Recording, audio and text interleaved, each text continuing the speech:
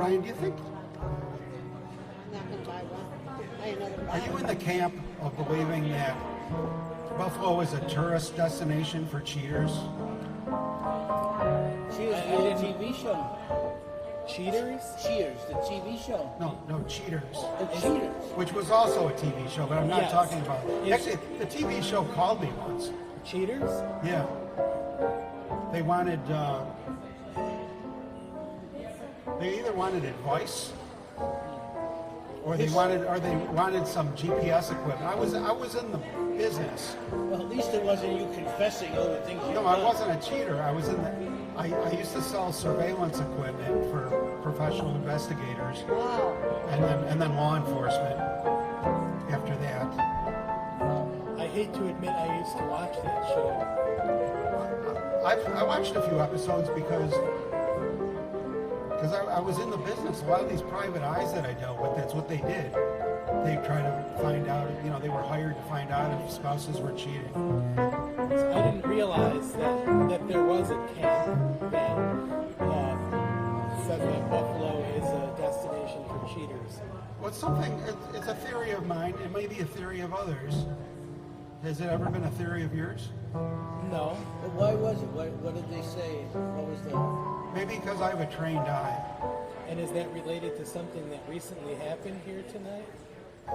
No, it didn't. It did remind me. It did remind me, but there was no suspicion cast. It just, my mind wandered a little bit, that's all. It's possible. It's possible. Back at E.B. Green's, I mean, I used to see things going on, It was quite obvious. And when you see people that are really crazy about each other, that's a tip-off. Are you saying that you can't be crazy about each other? No, but if they can't keep their hands off each other, No, you can't. You can't. I'm just saying, it's not. There's ways to do it. It's hard to do. We're talking the odds here. It's not a sure thing. It gives you the edge in your prediction that if they can't keep their hands off each other, they might be cheating. And maybe they're caring for each other, and maybe they're married, or maybe they're going together. Well, maybe, but I mean, there's human nature, right? And it's like people start looking like their pets after a while, and married people that have been going a long time, kind of like they don't act like they're on their first date, But there's a metamorphosis to a relationship. I mean, it's just not natural. They'd have to be on like ecstasy or something. Is that the dating drug, ecstasy? That's the one that makes you want to touch everyone. Makes you want to touch everyone. Yeah, Nice to ecstasy. meet you. Hope to see you here again sometime. Come back anytime. Okay, well, Here every Friday. It was wonderful having you here. Thanks, Howard. We'll see you again. Thank you, Susan. That's sweet of you.